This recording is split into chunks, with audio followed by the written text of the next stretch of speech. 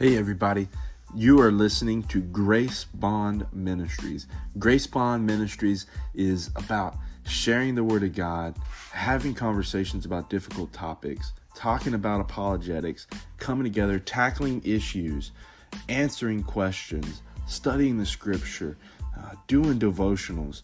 Listen, Grace Bond Ministries has so many different things that we're going to talk about, that we have talked about, we're going to continue talking about.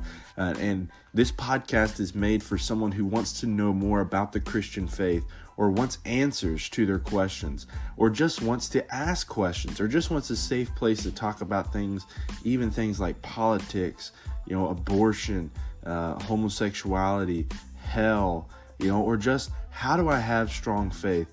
That's what you're going to get when you listen to Grace Bond Ministries. So thank you so much for tuning in, and I hope you are blessed and encouraged by what we do here. So what is your definition of discipleship? Yeah, I love that dictionary definition. The last part of it, especially a follower of Christ. And, the interesting thing is that is a great question, and that's where the question needs to begin. I mean, I think that's the discussion that needs to take place in our churches, because one of the things I've learned, if I walk into a church and I just ask the question, what is a disciple? The pastor may give me one definition, and as we go around the church, you may get a ton of different definitions. Some people may say a disciple is just a believer. Once I become a Christian, once I'm converted, I'm a disciple of Jesus now. Others may say that definition, they're a follower of Christ, somebody that believes in his teachings, or I'm a Christian, so I'm a disciple. So I think it's a great question.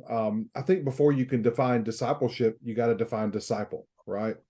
And so the definition that I love, that I use, is a disciple is a committed, passionate follower of Jesus Christ. So, you see in that definition in the dictionary, follower of Christ. But I think those first two adjectives there are so important. A committed, passionate follower of Jesus Christ. This is somebody that's committed to his person, committed to his teaching, committed to his ministry, committed to his plan, and is willing to follow that teaching and follow that priority in their own life. So if that's what a disciple is, a committed, passionate follower of Jesus Christ, then that doesn't happen at conversion. That doesn't happen after one class. That's not just a matter of information. So. For it is by grace you are saved through faith, not of yourselves, but it is a gift of God. Ephesians 2:8. Welcome to Grace Bond Ministries.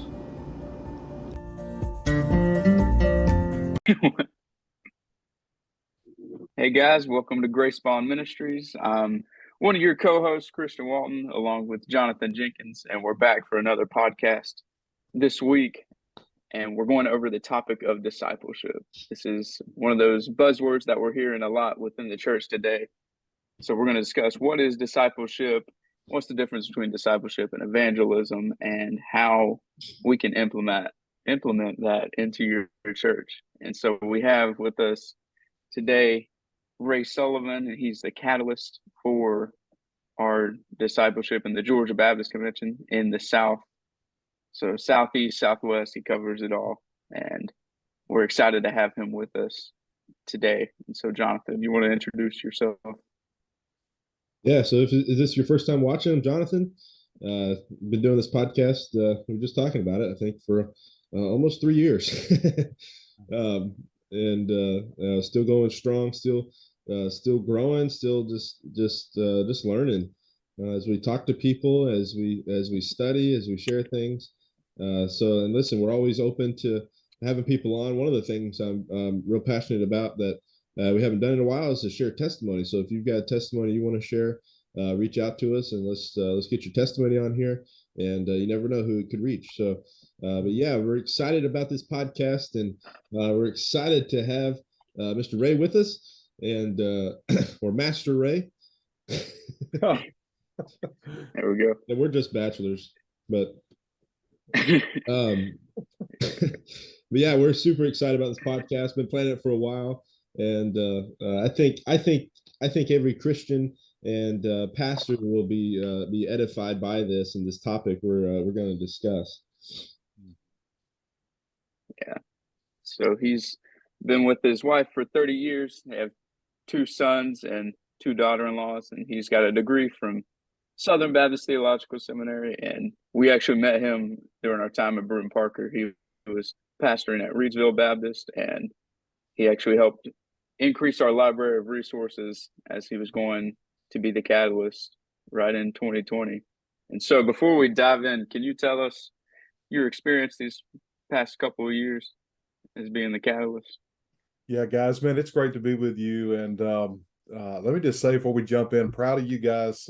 It's neat to come back and see what God has been doing in your life. Got to teach one class with y'all and on pastoral ministry, and got to know you a little bit and spend some time, and just proud of you. And thank you for what you're doing, and thank you for taking what you're learning, and as you're in this learning process, and sharing that with others. And I appreciate the podcast. I've started listening to some of the back podcast, and appreciate what you guys are doing.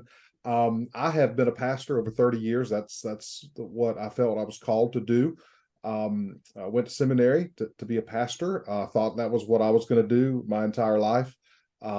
In 2016, I had an opportunity to go to Bruton Parker College as executive vice president. After serving First Baptist Church in Cordele, I was there for about 13 years, and had an opportunity to go to Bruton Parker College, and just enjoyed the time there. I knew God was kind of creating a new season in my life and trying to figure out what that would look like. I didn't know if that would be college ministry full time or something else, but God opened a door while I was there to join the discipleship team at the Georgia Baptist Mission Board, which was an interesting opportunity. Everybody on our team came out of second chair positions. They've all been discipleship pastors or ministers of education or such, and I was the only one that kind of came out of the pastorate. And I remember asking Scott when he hired me, why me? I mean, I don't have all of this education stuff. That's not my background. And he said, man, most of our churches in South Georgia are single staff churches. They don't have second chair guys, and I need a guy that can just relate to pastors and help pastors with disciple making. And so, man, it was right up my alley. At 30 years of ministry, I know that it was several years into ministry, over half of that time, before I really began to think about the importance of discipleship. I mean, I knew the Great Commission, but what does discipleship have to do with that? And so God began to do some things in my life. And so now I have an opportunity just to share that, to be a part of other churches, and to help guys through the process. Yeah. We're so glad to have you, and for you to be able to discuss this with us. So looking at what is discipleship, the dictionary definition is not too much helpful, but it says the condition or situation of being a disciple, a follower, or a student of some philosophy, especially a follower of Christ. And so the last couple of years, and this seems to be something that changes, I think the more you study, the more you look into the topic of discipleship. What is your definition of discipleship? Yeah, I love that dictionary definition. The last part of it, especially a follower of Christ. And, the interesting thing is that is a great question, and that's where the question needs to begin. I mean, I think that's the discussion that needs to take place in our churches, because one of the things I've learned, if I walk into a church and I just ask the question, what is a disciple? The pastor may give me one definition, and as we go around the church, you may get a ton of different definitions. Some people may say a disciple is just a believer. Once I become a Christian, once I'm converted, I'm a disciple of Jesus now. Others may say that definition, they're a follower of Christ, somebody that believes in his teachings, or I'm a Christian, so I'm a disciple. So I think it's a great question. I think before you can define discipleship, you got to define disciple, right? And so the definition that I love, that I use, is a disciple is a committed, passionate follower of Jesus Christ. So, you see in that definition in the dictionary, follower of Christ. But I think those first two adjectives there are so important. A committed, passionate follower. of Jesus Christ. This is somebody that's committed to his person, committed to his teaching, committed to his ministry, committed to his plan, and is willing to follow that teaching and follow that priority in their own life. So if that's what a disciple is, a committed, passionate follower of Jesus Christ, then that doesn't happen at conversion. That doesn't happen after one class. That's not just a matter of information. So discipleship then is important, because discipleship then becomes not something we do on Sunday night at 5:00, like we did when I grew up. You had discipleship training, right? So discipleship training was a 1 hour at 5:00 on Sunday night. We're going to teach specific things, and now we are training disciples. Well, discipleship then is, if a disciple is a committed, passionate follower, then discipleship is a lifelong process, right? That's kind of that process of sanctification. It doesn't happen at conversion. We're justified by faith. We're saved by what Jesus did on the cross. We're sanctified through the Spirit, but there's this process, this lifelong process, where a disciple grows towards Christ-likeness, right? So the conduct and the character of Christ. So that's what we want to see. Now, what's been left out of the process of discipleship that I think is biblical, what's been left out in our churches, is that last part of that definition. So discipleship is the lifelong process by which a disciple of Jesus grows towards Christ likeness. And then the last part reproduces the process, right? So somebody said it this way: you're really not a disciple of Jesus until you made a disciple, right? So discipleship is not just learning more about Jesus. Discipleship is doing what Jesus did and reproducing that process. So I'm not really a disciple until I've discipled somebody else, right? So the question then comes in here, and I'll pitch this kind of back to you guys. The question then comes, well, then what is the goal of discipleship, right? How do I know when somebody is a disciple? And I think the problem there is that for so long in our churches, we have made discipleship kind of subjective. Well, you really can't tell. I mean, how do I know somebody is a disciple? Well, I guess they joined the church, or I guess they're a believer, but I mean, it's really subjective, Well, I think that's the problem. I think it's very objective. And we talk about Matthew 28, go make disciples, but really Matthew 28 ought to be seen in context with Luke 6:40, where the goal of discipleship is, Jesus says, or Luke says there in 6:40, that when a disciple is fully trained, he will look like his master. So Luke 6:40 tells us that there is a process. Fully trained. When you are fully trained, you're going to look like your master. You're going to look like Jesus in his character and in his conduct. So it's not just subjective, it's very objective. And the bottom line is, discipleship is becoming more and more like Jesus. Not just how he acts, but what he does. So it's not just my character, it's my conduct. And if we ask that question then in our churches, how many people are looking more like Jesus? It's not just how much do they know about Jesus, but are they taking on the priorities of Jesus? Are they looking like Jesus in the way they live their lives and what they do? Are they reproducing disciples? So a lot of stuff there, but I think what you get there, guys, is it's much more than just knowledge. It's much more than just information. And we have kind of made discipleship just about information. Yeah. I definitely see that. We look at the process of sanctification as just knowing more, reading more, but not the application part of it. Yeah. And you kind of touched on it with the Great Commission and evangelism. I think, thinking back about it, discipleship, go therefore and make disciples, was us doing something for evangelism. And that was our outreach ministry, and not really going much further than there. I know I've heard people make the joke about, when we had people get saved, we kind of just gave them a Bible. They got baptized. We gave them a Bible, and it's like, welcome to the Christian life, and kind of just let them go. But it's hard to learn if you don't know. Yeah, and it's not really, you say it's, make a joke about it, but that's the facts. Yeah. We made conversion, we made evangelism the core, especially in Southern Baptist life.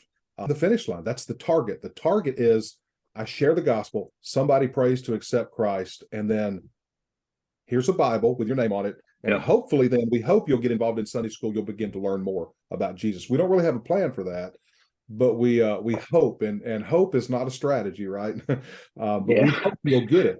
So I think the issue there, what's the difference between discipleship and evangelism? The two are married together. And the problem in our churches is that we've separated them, right? So we've made the goal evangelism. The finish line is evangelism. The finish line is, man, when that person prays to receive Christ, I've done my job. So we push conversion, but we do not have a plan for discipleship. And so when you look at Jesus, when you look at Matthew 28, 18 through 20, the Great Commission, it is about conversion and discipleship. He doesn't say go and make converts. He says go and make disciples. Disciples are first converts, right? But disciples are those that are learning what we said earlier. They're learning to be committed, passionate followers of Jesus, and they're learning to reproduce that process. And so discipleship, conversion is not the finish line in our churches. It ought to be the starting line. And that's just an area that we just kind of neglected. So what's come out of that? I think the study was done a few years ago. In the last 20 years, Southern Baptists have baptized over 7 million people, with a net increase of attendance in our churches of 0. Mm-hmm. So you've baptized 7 million people, but you haven't grown a bit, because we have not taught people how to reproduce the process. I get saved, I'm done. I wait till glory. I was just looking up the Greek word. I'm not going to try to say it. The Greek word used there even in the Great Commission in Matthew 28. I'll try it. Matheteu, Matheteuo. I don't know. Yeah. Look it up. Matheteu. Where we do our interlinears. All right. Yeah. But the word, it means to be a disciple of one. It can mean to follow his precepts and instructions, to make a disciple, to teach or instruct. I think the King James actually does say to teach. And so it's not like it's to follow the instructions, to teach the instructions of whoever you're learning from. I kind of wonder if maybe the misconception. I can just think back to sermons where I've heard disciple making, and I've heard people like we were just talking about equate it with teaching or sharing the gospel, things like that. I think it's and I don't I mean, we'll get into that here in just a second, but I think we would all agree that that there is an aspect of discipleship that would come, from the pulpit or from mass settings. But then there is a more intimate discipleship that comes and a little more strategic, I would say, discipleship that comes from like one-on-one relationships, because it's kind of, to teach, to instruct, to follow. I just kind of wonder though, if I know I've heard in sermons where people will say, discipleship is where you pretty much where you follow somebody, you were a student or a pupil or whatever that would follow a teacher. And I think that was pretty common there. And it's almost, I don't know. I'm just kind of thinking through. You're dead on, Jonathan. You're dead on. Yeah. And so if you we've got to look at the model, right, of Jesus. So Jesus, when Jesus calls his disciples there in Acts 1:8, and he ascends into heaven, he goes and the Great Commission is right there at that point. We see that Jesus gives the Great Commission. He says, go make disciples. And then he ascends into heaven. And the interesting thing is you have the verse there in Acts where the two angels come down and they're like, well, what are y'all doing? They're just standing there looking into heaven. Go do what he told you to do. And at that point, not one of them raises their hand and say, how do we do that? We need to form a committee. We need a plan, resources. We need buildings, none of that. They did what they watched Jesus do. They simply repeated the process. Now, here's where I think so much of this is we've missed this in our churches. Everybody in our churches are disciple makers.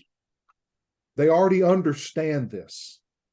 What's happened is, and Jonathan, you nailed it. When you look at Jesus's strategy, Jesus is the most intentional person that's ever came to earth with a plan. I mean, Jesus didn't just go around and accidentally start a movement that's changed the world, right? It was very intentional. So he begins this process. He meets Peter, James, and John. You know, you have Andrew there in the beginning.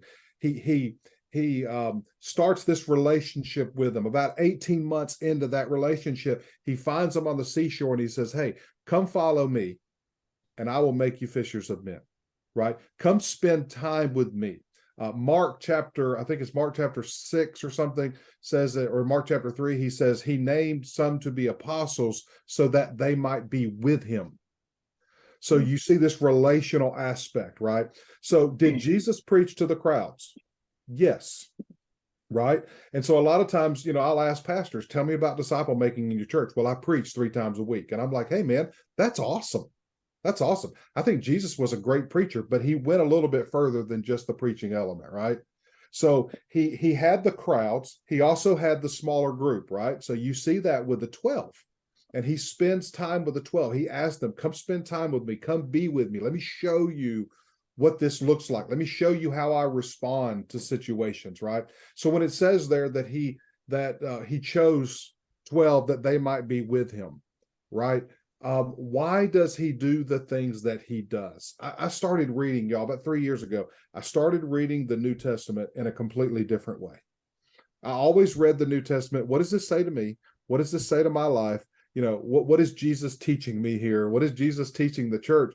Well, then all of a sudden I realized if Jesus is so strategic and he invites his disciples to be with him, then in every one of these situations, the disciples are there and they're watching, right? They're experiencing what he's doing. Why did he do it the way he did it? What was he trying to teach them? Why does he take them to Matthew's house, to a tax collector's house? You know, why do they go to a party there? Why didn't he just say, hey, y'all, I'll meet you at 9:45 on Sunday morning. We'll begin this process. No, he says, hey, we're going to go to a tax collector's house. I promise you, none of them little good Jewish boys had ever been to a tax collector's house, right? They didn't even know how to act there. They didn't know how to experience that, but Jesus brought them there so they could watch him, see how he relates to sinners, right? To people that they weren't comfortable with. Why does the scripture say that Jesus had to go to Samaria, right? Well, who went to Samaria with him? His disciples. I promise you, they'd never been there before, right? They'd always gone around it. They watched what happened when he reached the woman at the well. An entire city was changed. Right. So I started reading the New Testament and thinking, what was Jesus teaching his disciples in this process? What did he want them to learn? Right. So in John chapter 17, the great priestly prayer, Jesus is praying for his disciples before he goes to the cross. Right. And he says in John chapter 17, he says, Father, I've completed the work you sent me to do. Well, for years, I just naturally thought, well, why did Jesus come? Jesus came to die on the cross, right? The salvation work. But he says in John chapter 17, I've completed the work. Well, he hadn't gone to the cross yet, right? Let's say that definitely so 3 days. So what's the work, right? The work was making disciples who were ready to repeat the process. Yeah. That was the work. He had spent time with them. Now, were they perfect? No. Did he teach them everything he could have taught them? No. If the goal was to learn everything that the Bible can teach you, everything that God can teach you, he would still be teaching them today. But he taught them what they needed to know. And he did that in a relationship. So you have the crowds, you have the smaller group, then you have the small group. You have Peter, James, and John, right? That Jesus took to places he didn't take the others. Why did he do that? Because he knew they were going to be the leaders, right? So disciple makers are always looking, how do I reproduce this process? Leaders lead leaders. And so we'll get to that when we talk about implementation, but Jesus was very strategic. And then Steve McCoy, I was telling y'all earlier, small circle, I've been listening to Steve McCoy, and Steve McCoy takes it even down further to the one-on-one, and he talks about the intimate relationship between Jesus and John. the disciple whom Jesus loved, and there seemed to be a bond there between Jesus and John that weren't with the other disciples. So Jesus was very strategic. Now, let me just say, I don't want to jump ahead, Jonathan, because I know we really want to get to implementation, but let me share this, because you nailed this a minute ago.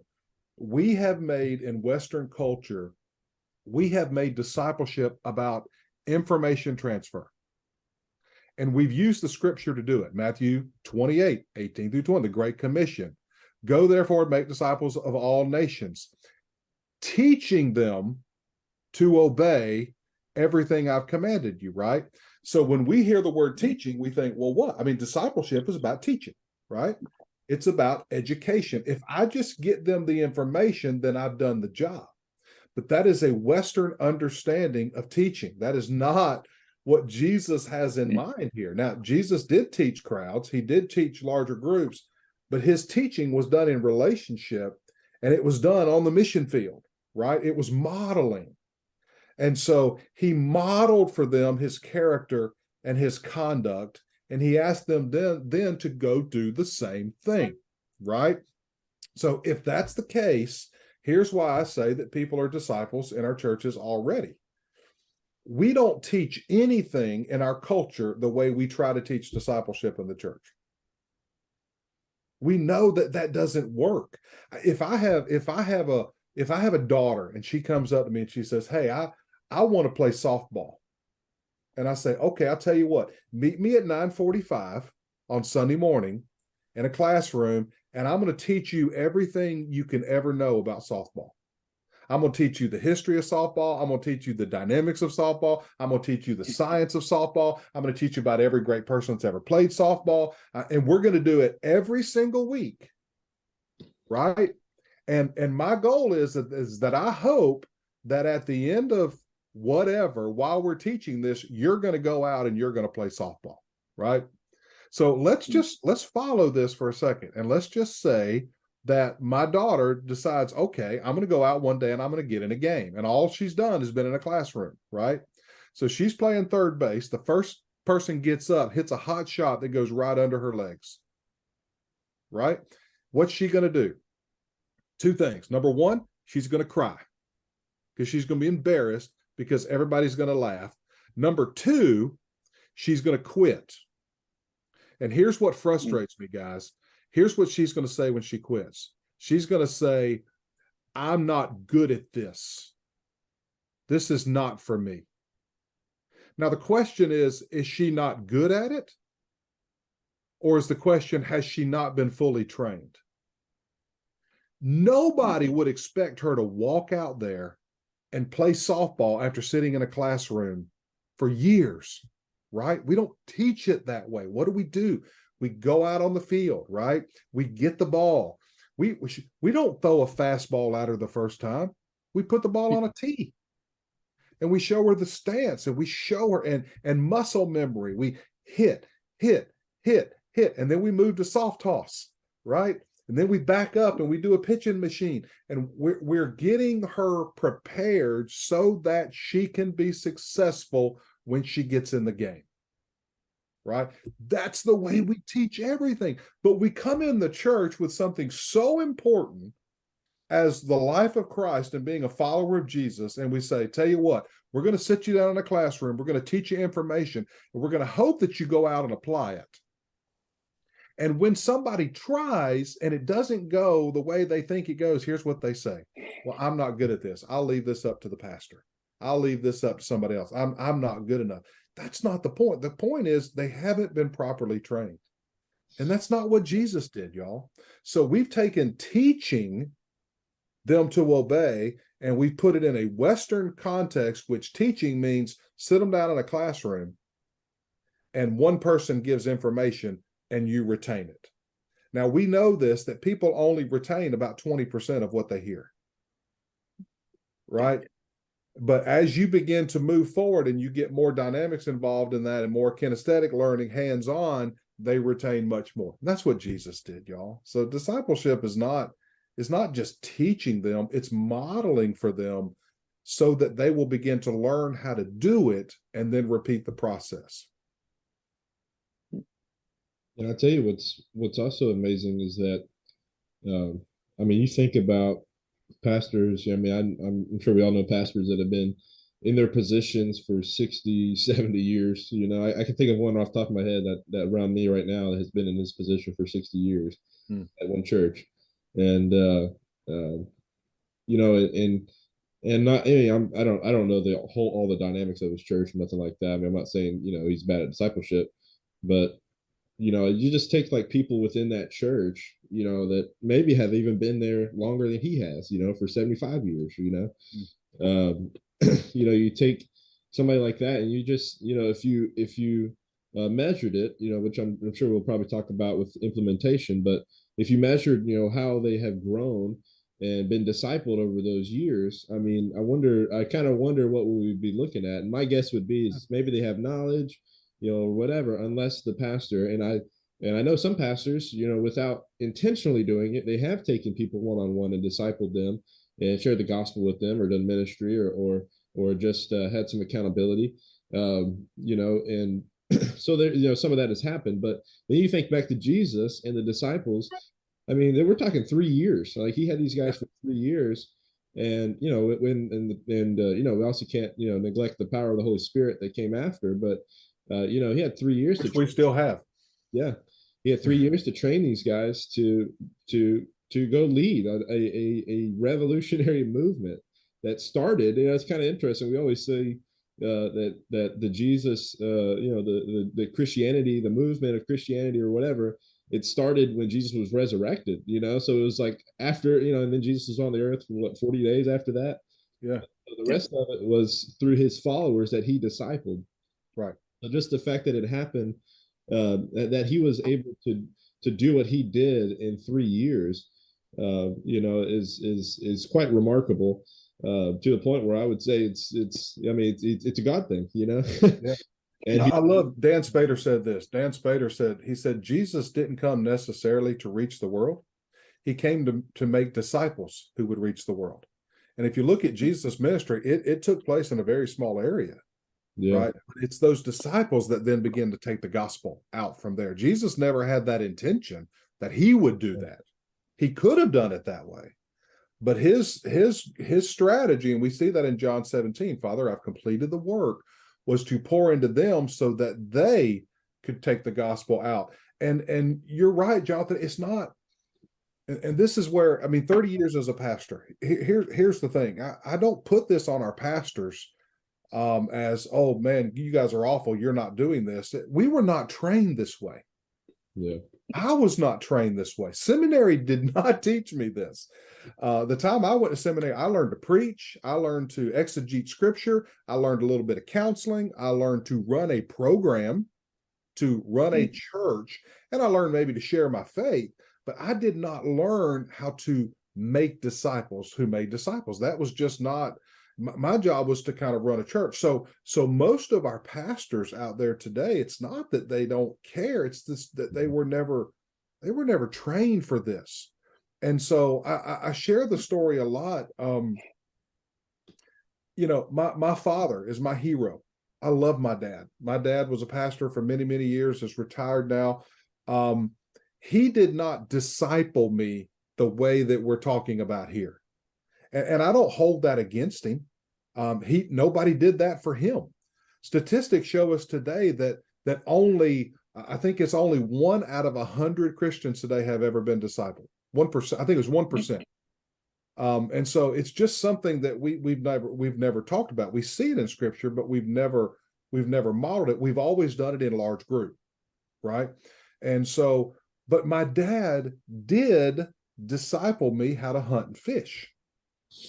So he understood that because his dad did that for him. From my earliest memories, guys, I remember wanting to be with my dad. I wanted to go where he went. I wanted to do what he did. And it wasn't that I really wanted to go hunting or fishing. I just wanted to be with my dad, right? So when my dad first took me the first time to go with him, he didn't expect me at that time to go shoot a deer or go do all. I mean, he took me with him and I just sat with him. It was building a relationship.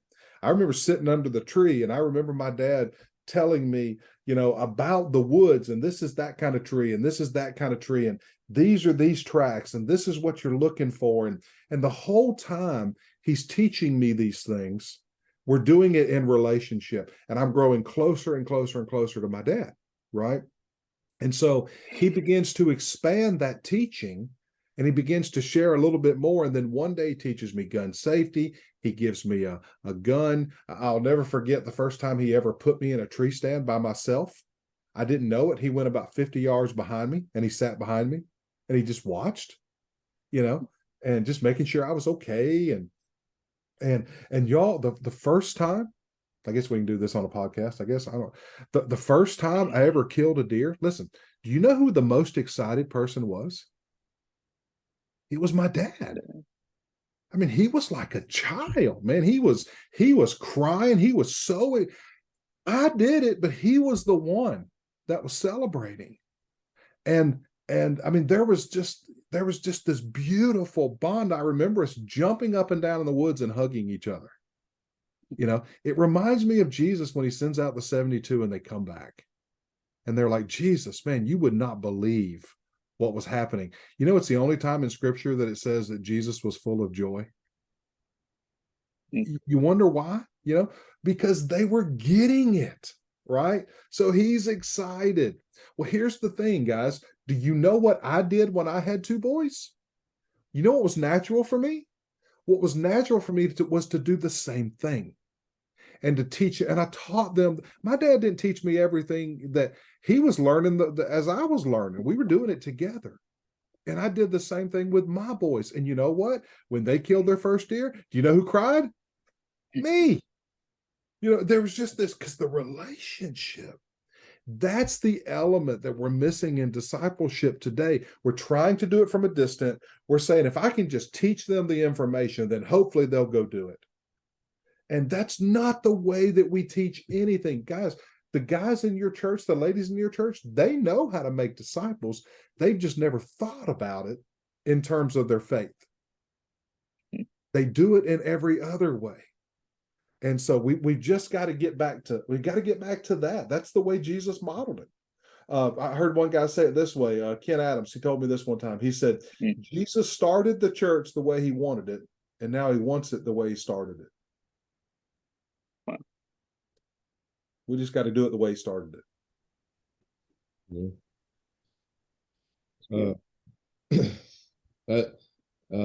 Shoot, I forgot what I was going to ask now. I'm talking a lot. I know. I get passionate. I've got one question. It's not the question I was thinking about, but maybe it'll pop back into my head as you kind of answer through this. I'm wondering, so I have curriculum that I use for my youth for at least one of the lessons I do. But anyways, I have this curriculum, and at basically once a year, there's four topics. There's four topics they kind of encourage to talk about. It's like evangelism, accountability, worship, and generous living. And I kind of, because I was looking at that and I'm thinking, okay, really, I mean, all four of those are I think were found within discipleship, but my question is, let me just get into the basic question, because I could sit here and explain my question for 40 minutes. But my basic question is, is there a difference between like accountability? So like when I think of accountability, I think of two guys meeting. You say, hey, what have you struggled with this week? What have you struggled with? How can you grow? Stuff like that. Is there a difference between that and discipleship? And kind of from what I'm seeing, I think that accountability is a part of discipleship, but accountability is not all that discipleship is. So I was just wondering if you could speak on that a little bit. Yeah. James 5, confess your sins to each other that you might be healed. There's a place there for accountability, and accountability is only going to happen in relationship, right? One of the reasons we don't practice church discipline today is we've tried to do it in large group, or we've tried to do it from the pulpit, or we've tried to do it in a Sunday school class. Jesus didn't do it that way. I mean, Jesus corrected the disciples as they were out on the field doing ministry, and he was able to do that because he had the relationship, the relational equity. So back to my hunting illustration, Jonathan, to answer your question, accountability is important. The first time I ever made a big mistake, I won't get into all the details, but I was so upset and I was embarrassed when my dad came. I thought he was going to kill me. But he made the correction. He told me what I did wrong, and I understood it and I made the change in the way I do things now because the relationship I had with him. I knew he loved me. I knew he cared, and he had invested all this time in me. So when he shares with me, hey, this is wrong, somebody can get hurt by doing this, man, I was like, I get it. But what happens is we try to make discipleship all about accountability without relationship. And that doesn't fly, because the first thing people say is, well, you don't know me. And the truth of the matter is we don't, right? Because we haven't invested the time. So I would say this to answer your question. There's four things. There's four things that I think that have to take place in discipleship. And I think this is right out of Jesus, right? So number one is content. Jesus taught them the scriptures, right? Jesus taught them lessons. Content was important, but get this, content wasn't everything. Jesus did not teach the disciples everything he could teach them. He taught them what they needed to know to repeat the process. Robbie Gallaty says most Christians today are educated far beyond their obedience. It's not a content issue. I mean, we've been in Sunday school class for 40, 50, 60 years. We know a whole lot more about scripture than most people. It's not content is important, but it's not everything. So content, the second part of that is contact, right? It's relationship together. Jesus, that's that Mark 6 we talked about. Jesus invited them into a relationship with him. And that cannot happen 1 hour a week. It's just not going to happen. It takes time. Discipleship is dirty. It gets gritty because it gets people's lives, right? And so you got content, you got contact. The third part there is context, right? Jesus took his disciples into labs, right? He didn't do it all in a classroom. He took them into ministry settings and he showed them how he lived, how he responded, and what his priorities were. And he did it in the field. We try to do it in a classroom 1 hour a week. I think that's the missing ingredient in discipleship in our churches today.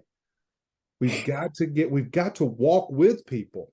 It's getting on the softball field and standing behind that person with the bat and helping them begin to put it into practice, right? It's the labs, it's context, right? And then the fourth part of all of that is, so you have content, you have contact, you have context, and then you have correction. If there's going to be changes, if I'm going to grow, there has to be some correction made. And that correction is only going to be made when I have relational equity, right? When I have a right to speak into that person's life. And that's only going to happen when I have that contact and I'm there in the context, right? So I think, yes, discipleship is more than just accountability, but these four elements, this is what Jesus did. And so I would say, the importance of discipleship in the church today, we need to begin to think about these four elements in our disciple-making strategy. Do we have content? That's usually not an issue. Okay. We've got curriculum for everything out there, right? And curriculum is good. But I think it ought to be a disciple-making curriculum. The goal is not to teach them everything. I mean, we got people that can explain to you the walls of the ark. They can give you how many cubits this was. They can tell you everything about the pool of Bethsaida. They can tell you all this stuff, but you say, hey, will you take this one person, spend time with them and help disciple them? And they're like, oh, I don't know enough to do that. Well, we got a problem there, right? So yeah, I would say that it's more than just accountability. It's content, it's contact, it's context, it's teaching them, and it's teaching them through relationship and making correction as we go. I remember my question, but it kind of comes to the beginning of implementation. So, Christian, if you had anything you wanted to add, or anything you wanted to ask, or whatever, you have anything before we move on, or? No, I think we're edging to implementation, and I'm ready to see what we got. Okay, so my question, my question on implementation is actually right at the start. And so I think Dr. Puckett, when we were at Burton Parker, he was very passionate about discipleship, and he took a lot of steps towards that. But I remember one of the conversations we had, like when I got to Burton Parker, and this was a different type of discipleship. So this wasn't a discipleship that happened for a new believer. This was kind of this was later on. I mean, I've been a Christian for 16 something years, 16 17 years, and then I went to school, and then I was pastor. I needed discipleship from a pastor, and so I actually went out and found pastors and after discipleship. But one of the things Dr. Puckett brought up was that I was with him. He would tell these pastors, he said, listen, a lot of these students are not going to come find you. You need to go seek after them. And so that's kind of where my question on the implementation portion is coming from is, all right, so when we're starting discipleship, is it on the, let's say it is a new believer, if we're starting discipleship implementations in our churches, then obviously we're going to be starting with people who've been believers for years. So where does the discipleship start? Is it start with the one who is making disciples, or is it on the ones who need to be discipled to reach out to people to disciple, because there's always going to be that, like you were just talking about, there has to be a relationship there, and so sometimes, for me, I don't want to push myself on someone that, someone that doesn't want to be discipled, specifically by me. There's some people that, they just want to be discipled by a different person or another person or whatever. So we're starting with the implementation. I mean, where do we start with that? Well, and probably understanding we've got different people on this broadcast, that are in different places, right? So if you're a pastor or you're a leader, one of the first things I would say is just come to grips with where you are, right? I had to come to the grips with the fact that I was not comfortable with personal disciple making because I was never discipled. I was never trained that way. It's not anything bad. I'm not mad at anybody. I'm not holding any grudges. I just know that's just where I am, right? But I know I needed that. I know I needed that relationship, right? So I think that would be the first step. I think just looking at Jesus. So Jesus led leaders. And I would tell pastors or church leaders here, you think about a program and you've still got certain things you've got to do in your church, right? But I think we have to be very intentional about praying and saying, God, is there somebody that you're putting in my life that you want me to invest in? Is there somebody you want me to spend time with? And if it's only two, or if it's only one or two or three, then go with it, right?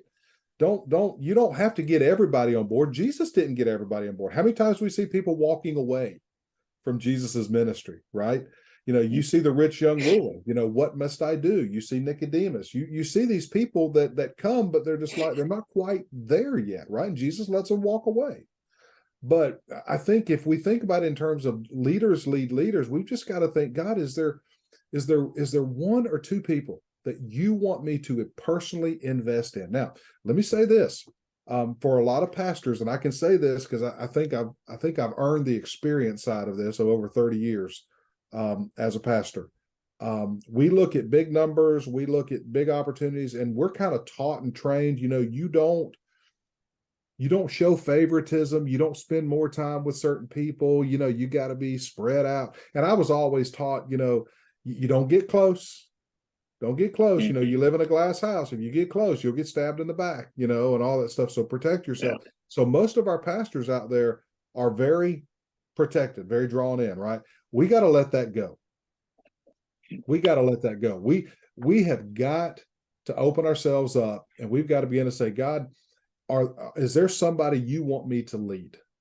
Is there somebody you want me to invest in? And you got to just begin to pray about that.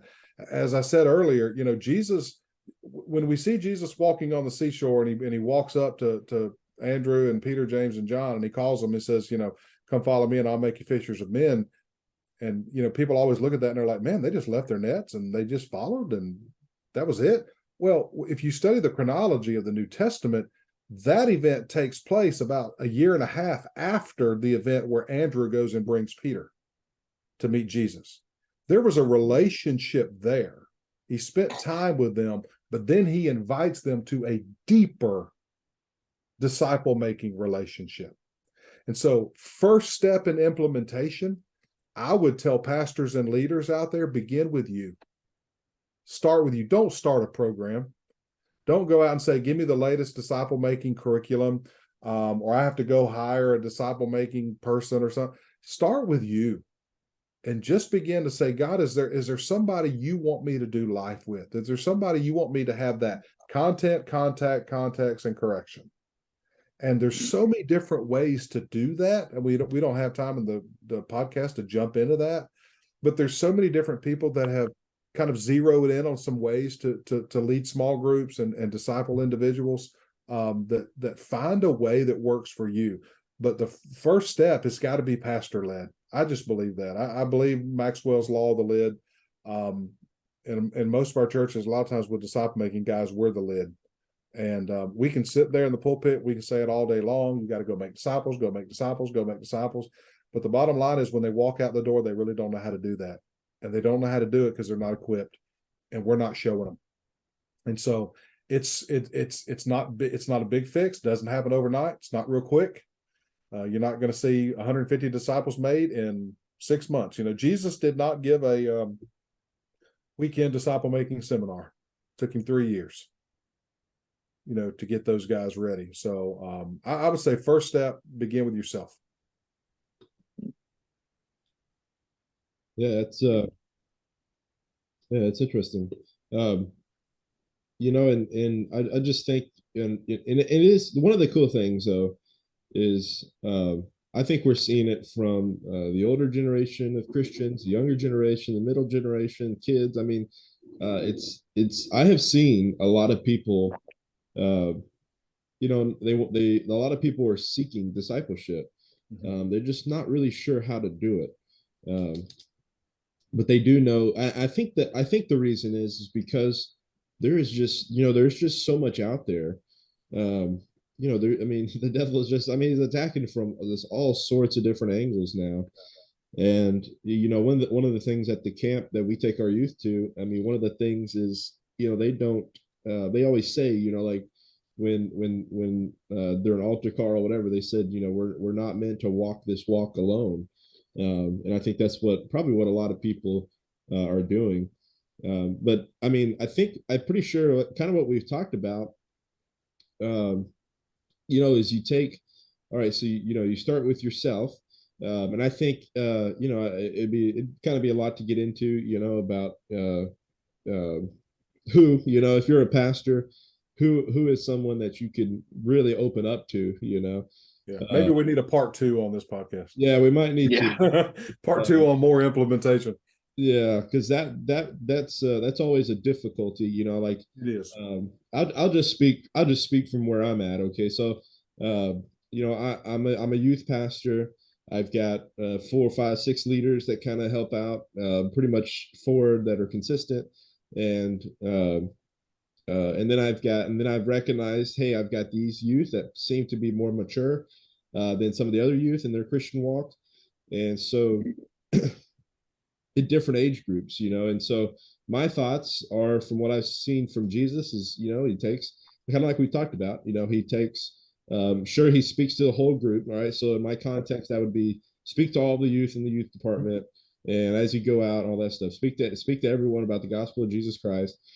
And then it's like, okay, then I have my leaders, and I know the next people that if I tell a kid, hey, I need you to talk to, if you want to talk to somebody, I want to push them in the direction of one of my leaders, so then we've implemented small groups where the kids have that connection, and so then I need to pour into those leaders as they pour into the small groups, and then the next goal for me is to take some of the youth, and I'm calling it, basically calling it a ministry team, but to take a small group of youth and have me and the leaders who I'm discipling and then the kids who those leaders are discipling, and I'm helping them disciple, and then kind of basically create this tree, that starts from, hey, all right, we start here with discipleship, and it works down to these people, and then it spreads. I mean, it seems like that would be a very, very similar to the way that Jesus did it. And I think we could probably, in a church setting, maybe like my thoughts is the same thing. You start with the pastor. They want to make sure his leaders, like at our church, we have a church council, and that's all the leaders of all the different things going on at church. So that would be a specific group that you'd want to make sure these people are good and all that stuff, and then you want to make sure they're equipped. And then it just kind of trickles down to individuals, and that's kind of the most difficult thing. I think it's probably more so difficult for pastors is that one-on-one stuff, because that one-on-one stuff, because we're not used to it. We don't. There's not a whole lot of opportunities where I have one-on-ones with a leader or a youth or anybody in my church. Right. And so it may be something that just develops, Jonathan, in that. And I tell people all the time, you don't want to go out and try to force this into a model and just go out there and find people just so you can make it. It's organic in the sense that you want to pray, you want to let the Spirit lead all that. But man, you are dead on. And what you have, listen, what you have is called a leadership pipeline. We talk about leadership in churches. Leadership is called discipleship.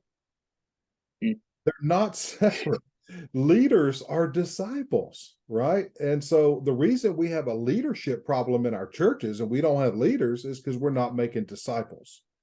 And so you've honed in your ministry in a model that looks very similar to Jesus. And I mean, I think you're right. You will continue to speak to the groups, and not everybody's at the same place. And you'll continue to share that content, give them that disciple-making content and truth. And then you're going to lead leaders, right? So you have your leaders and you're spending time with them and you're investing in them. But you're going to see in the midst of that, there may be 2 or 3 that are going to do things that others don't do. Right. And you see in them the potential to become future leaders. And so you're finding ways to have that content, context, and correction in their lives. And then out of that, there may be one that may develop, that you may have that special relationship with or something like that. But that's it. That's it, man. What you have there, we just did a recording, if I could do a shameful plug here, on our Georgia Baptist Discipleship. We have a podcast and a video, Facebook, YouTube, and all your podcast things, but we just did one a couple of weeks ago. I don't even know I don't think it's gone live yet, with Mac Lake. And Mac Lake has done stuff for years with leadership development and creating leadership pipelines in your church. And it was a great discussion because Mac brought it back to this. It is about discipleship, leadership pipeline, getting leaders ready to take responsibility and lead in the future. That's your job. That's what it means to equip the saints to do the work of the ministry. Your job is not to necessarily grow the church and all these things like this that we talk about in the youth group. It's to equip leaders who will do that. And so you've got to be intentional. Have a plan, have a strategy. Hope is not a strategy. Did you have something, Christian? Mic drop. I don't know. I've just been kind of thinking of what we've been doing about a little bit into what, when I got there, our pastor was meeting with some of our young adult guys, and then he kind of implemented me into it, and we've been meeting, studying, and he's been taking them turns teaching, and now we're kind of in that middle of the process where we're trying to figure out, where do we go from here? We know we want to spread discipleship through the church. And we've been reading a little bit of, I think it is Ken Adams in his series of books.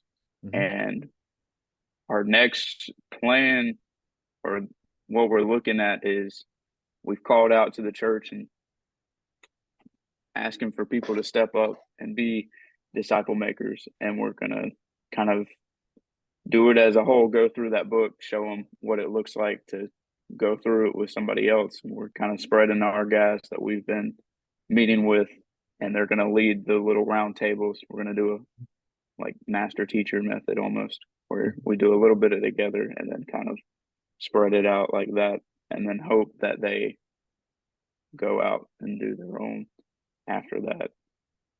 And I'm just thinking, youth group wise, it's almost tough. I see one or two maybe, and then the rest are kind of just there.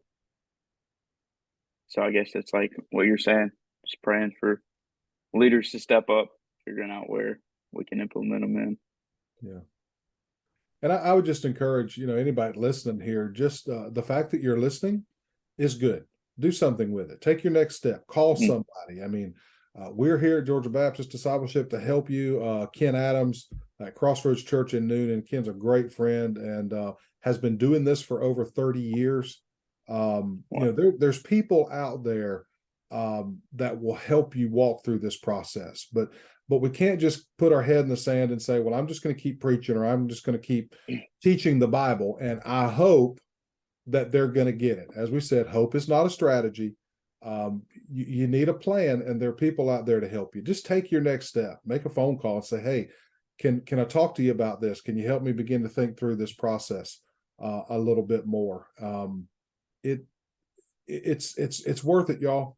It's worth it, because when you see that disciple, that person you poured into, when you see them make a disciple, it's kind of like when my dad watched me shoot a deer. I mean, the excitement there. We say all the time, y'all know my boys. I have two boys.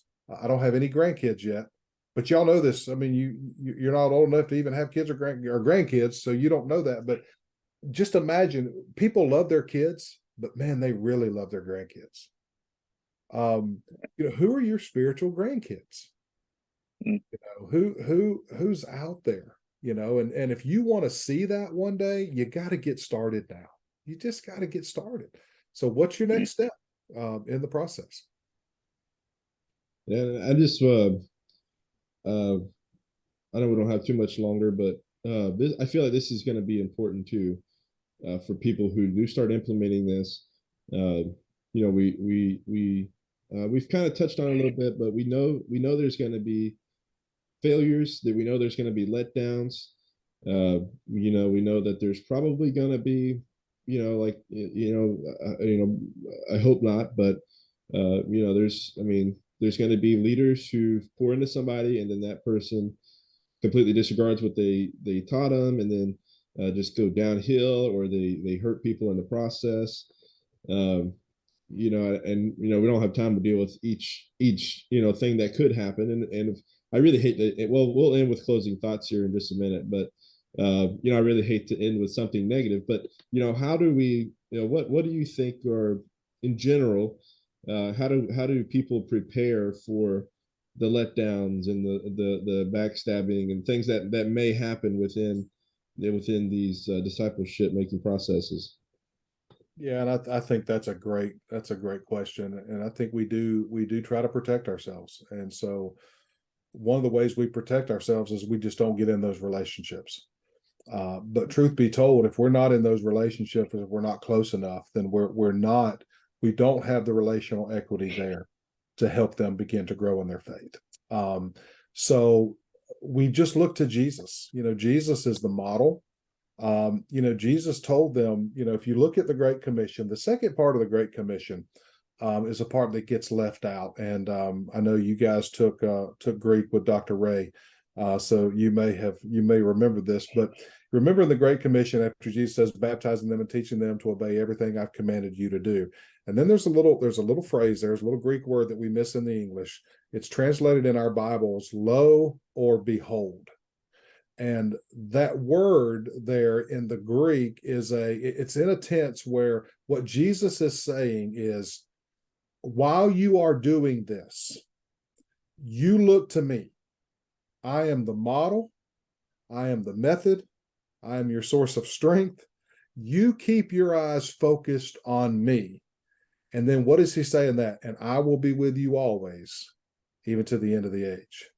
That lo, that behold there is a promise of the presence of God. If we focus, the manifest presence of God is with us if we focus on Jesus. So I would say, to answer your question, just understand the fact that even Jesus had people walk away.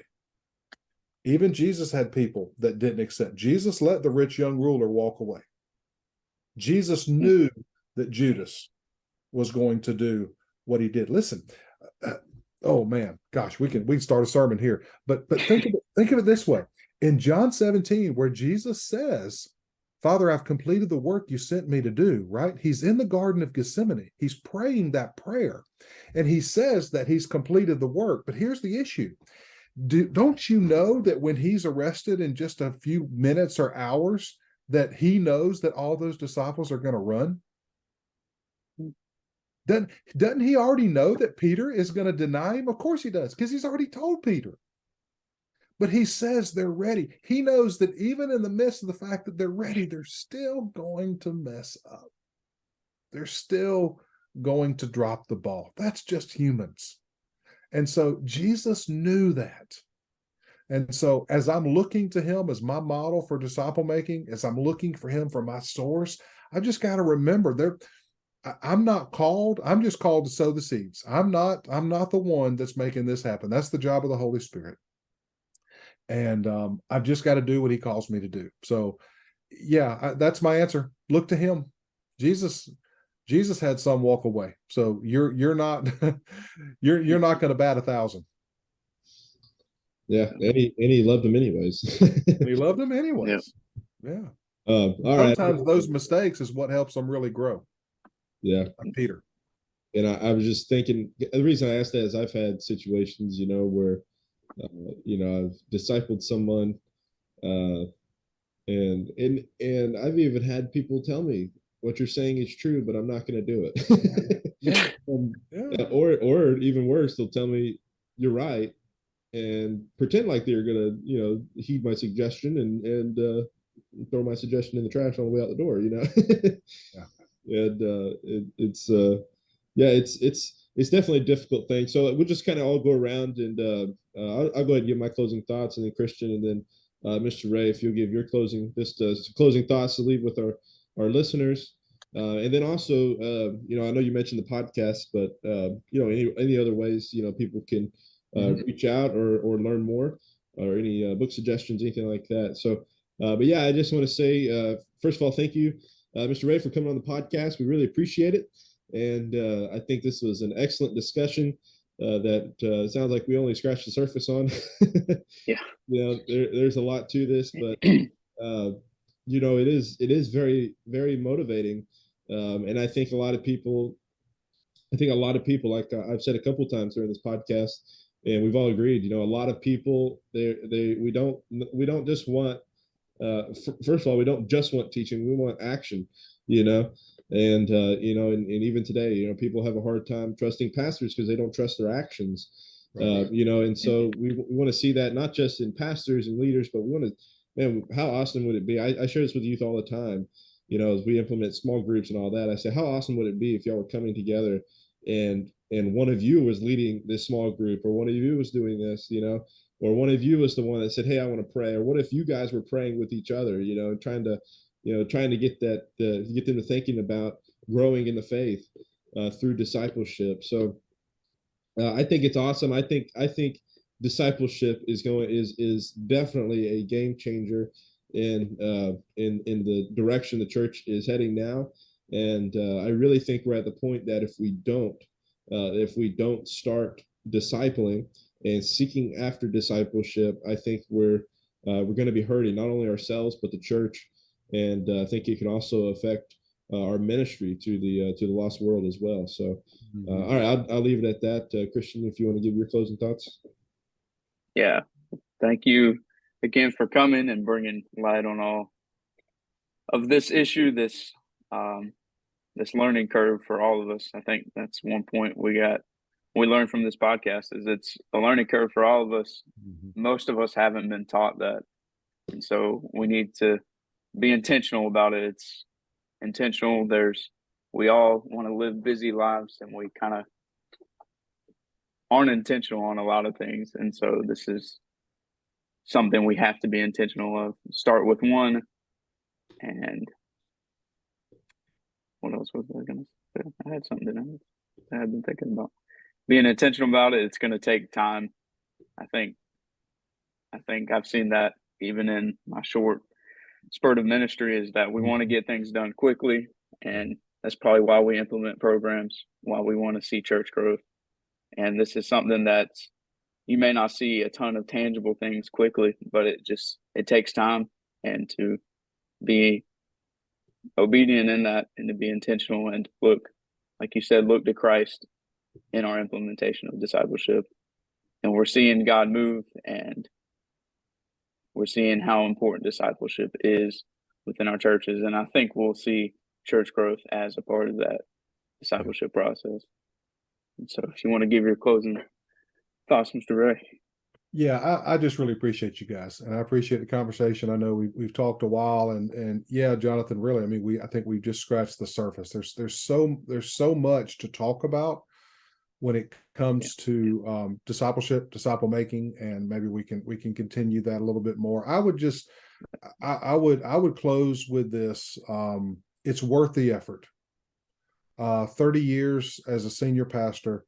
And not until the last few years did I really begin to understand the importance of being a personal disciple maker, not just a preacher.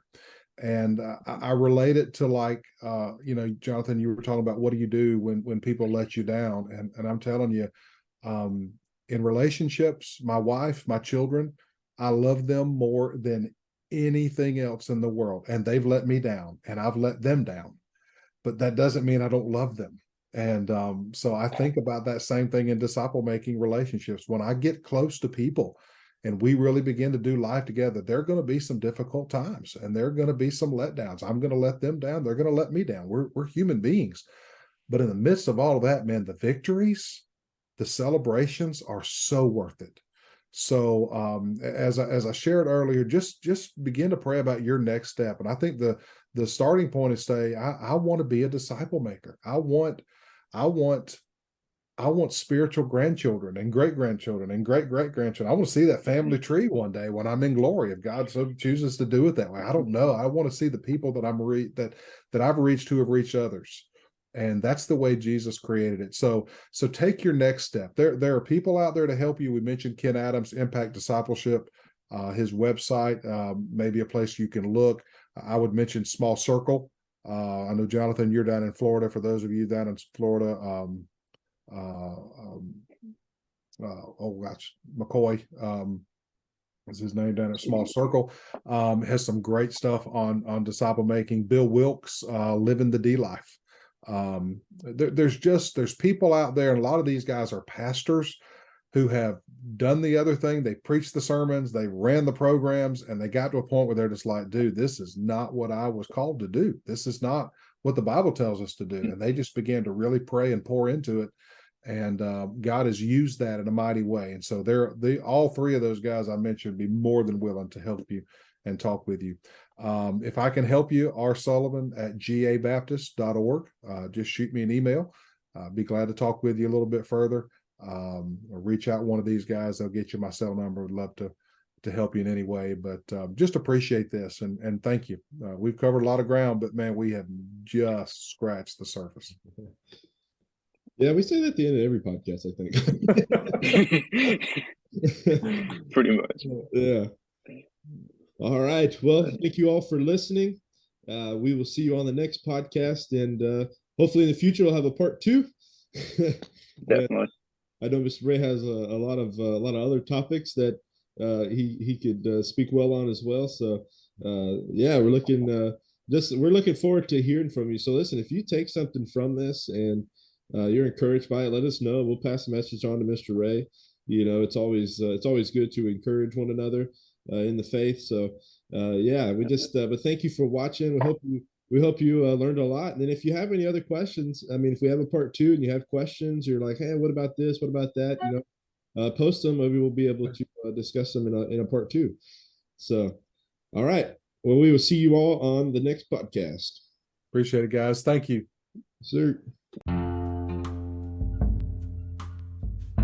Thank you so much for watching the Grace Bond Ministries podcast or listening to the podcast. I know there's various ways that you could be listening to this right now or watching this right now, but I just want to say thank you so much. And if you would, wherever you're listening, if you're listening on YouTube, subscribe to the YouTube channel. Podcast, please leave a 5-star review and write a little thing in there. If you're on Facebook, leave a comment. Let me know how this impacted you, or even any other questions or comments or concerns you may have. And also, if you have an idea or you have something you'd really want to talk more deeply about, you can always email me at gracebondministries@gmail.com. But thank you so much. Remember, for it is by grace you are saved through faith, and not of yourselves, for it is the gift of God. Thank you for listening to Grace Bond Ministries.